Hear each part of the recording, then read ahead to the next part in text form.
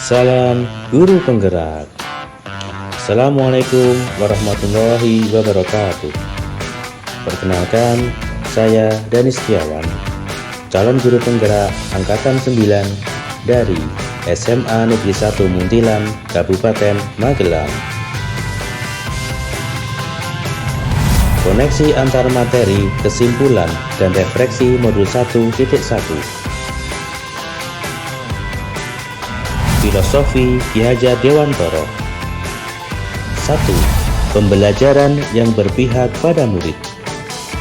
Sebagai prioritas utama dalam pembelajaran, setiap anak memiliki kemerdekaan untuk belajar sesuai dengan bakat dan minat yang mereka miliki. 2.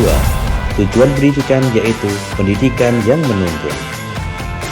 Dalam pelaksanaan pembelajaran, seharusnya guru hendaknya memberikan tuntunan segala kodrat yang ada pada anak-anak, bukan menuntut.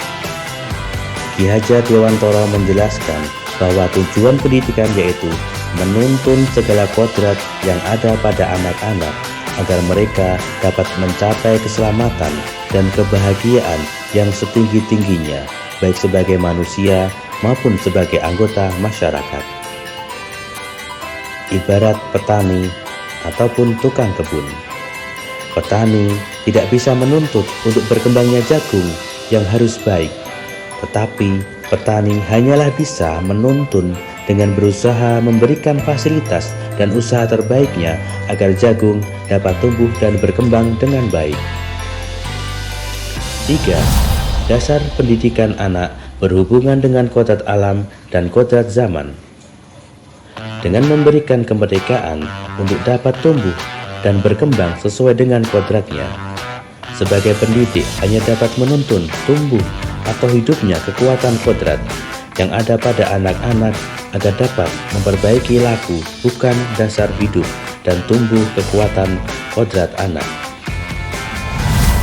Teologi pendidikan. Ing ngarsa sung tulodo, ing madya mangun karso dan tuturi handayani. Ing ngarsa sung tulodo artinya yang di depan memberikan teladan. Peran guru sangatlah besar dalam memberi teladan kepada peserta didiknya. Oleh karena itu, guru senantiasa memberikan teladan kapan saja dan di mana saja. Ing madya mangun karso artinya yang di tengah membangun keinginan, memberikan motivasi dan memposisikan dirinya sebagai teman dan juga tempat peserta didiknya untuk berkembang menuju cita-citanya. Tuturi handayani yang artinya di belakang memberikan dorongan.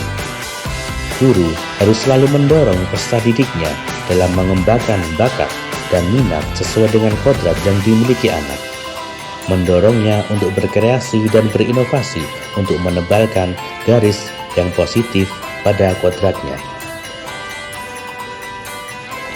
Kesimpulan dan refleksi terhadap pemikiran Ki Hajar Dewantoro.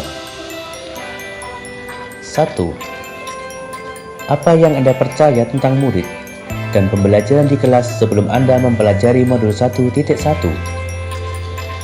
2. Apa yang berubah dari pemikiran atau perilaku Anda setelah mempelajari modul ini?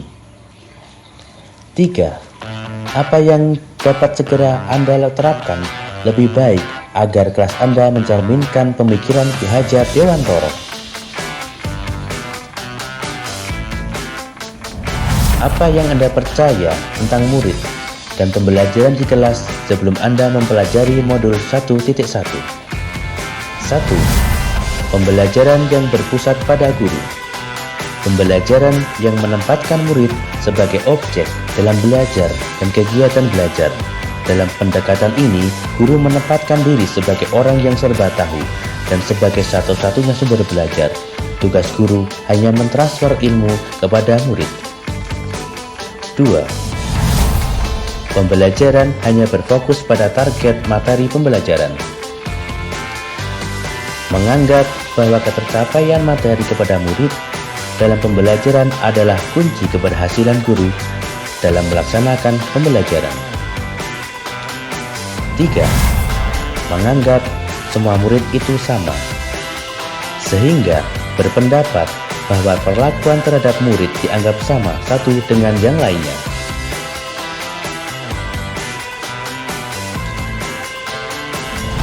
Apa yang berubah dari pemikiran atau perilaku Anda setelah mempelajari modul ini? Pertama, merubah pemikiran. 1. Guru bukanlah satu-satunya sumber belajar bagi murid. Pembelajaran dapat dilaksanakan dengan mempelajari buku, perkembangan teknologi internet, lingkungan masyarakat, ataupun sosiokultural pada suatu daerah masing-masing. 2. Setiap anak mempunyai kelebihan maupun keunikan masing-masing. Karena pada dasarnya semua anak itu memiliki kecerdasan dan keunikan masing-masing. Kreativitas dan bakat itulah yang harus didukung dan dikembangkan. 3. Pendidikan budi pekerti. Budi pekerti merupakan keselarasan ataupun keseimbangan hidup antara cipta, rasa, karsa, dan karya.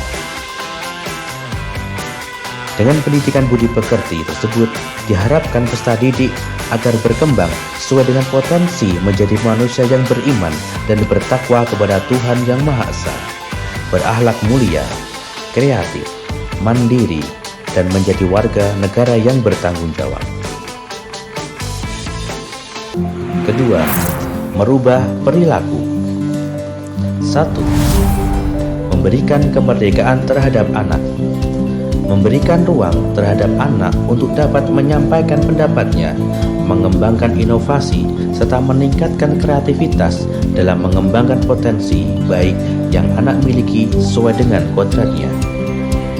Mendorong siswa untuk belajar, mengembangkan dirinya, membentuk sikap yang peduli terhadap lingkungan belajarnya, mampu mendorong rasa percaya diri dan keterampilan siswa, serta siswa mudah beradaptasi dengan lingkungan masyarakat.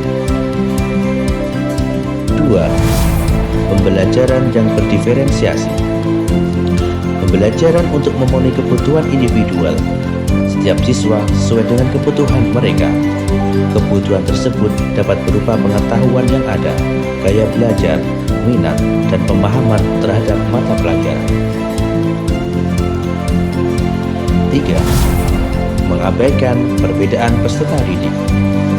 Setiap peserta didik memiliki perbedaan yang unik.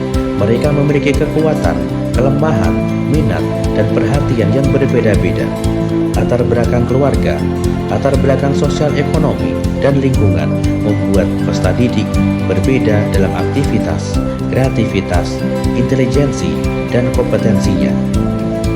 Dalam hal ini, pendidik juga harus memahami ciri-ciri peserta didik yang harus dikembangkan dan harus diarahkan kembali. 4. Menuntun bukan menuntut.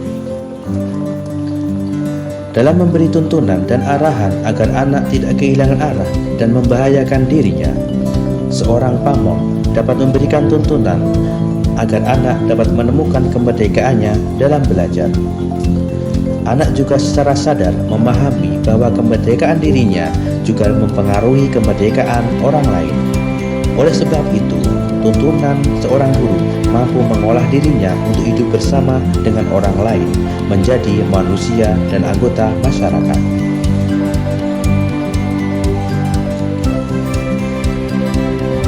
Apa yang dapat segera Anda terapkan lebih baik agar kelas Anda mencerminkan pemikiran Ki Hajar Dewantoro? 1. Student Center. Pembelajaran berpusat kepada siswa. Proses pembelajaran yang berpusat kepada siswa yaitu mendorong siswa untuk terlibat secara aktif dalam membangun pengetahuan, sikap, dan perilaku melalui proses pembelajaran yang keterlibatan siswa secara aktif.